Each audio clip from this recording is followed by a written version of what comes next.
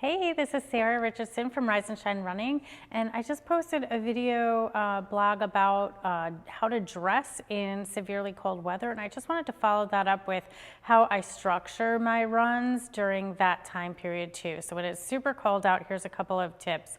Number one, I like to do a little bit of prep work before I go for that run. So I will know where I'm gonna go. I will know exactly what I'm wearing. I will have the bag packed with any additional clothing that I wanna bring or emergency materials. For example, a blanket or extra socks, a pair of fur-lined boots or something like that, something to just in case, because we're talking about like negative 10 to negative 20, or negative anything under 0 down to negative 20 is what I'm really talking about here. So just pack all that stuff ahead of time, know where you're going, and tell someone where you're going to be. That's a given on any, for safety reasons especially. So when I go for these runs in severely cold weather, I go to a place that I'm familiar with, number one. And then number two, I usually go somewhere that is going to be a circle or either an out and back, something that's not too long in length, so that I have my car as a home base. For that reason, remember in the last video, if you didn't go check it out, I start with a lot of layers on, including my long jacket that goes down to my knees. So I might do my first warm-up lap at a very slow pace, even a walk. I will get myself, my heart pumping, and just like get into the routine of it. And then after that first lap, I take that off.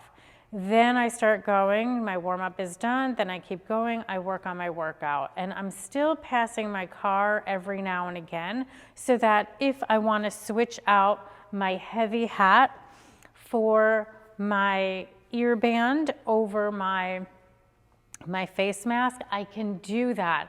I have the freedom to now shed layers and acclimate to the cold, or add on more.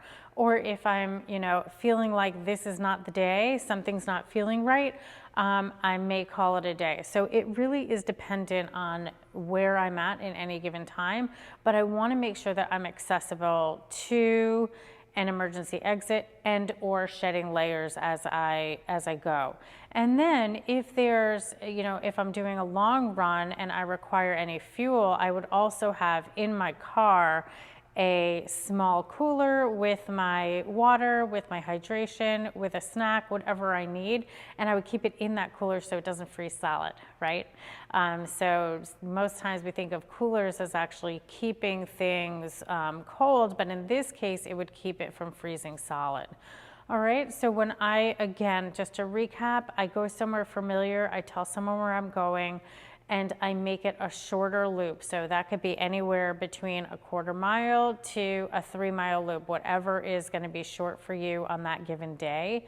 But it will allow you access to shed your layers and or cut your workout short if it seems to be dangerously too cold for you. Okay, there's my tips for seriously cold running. I'll talk to you soon.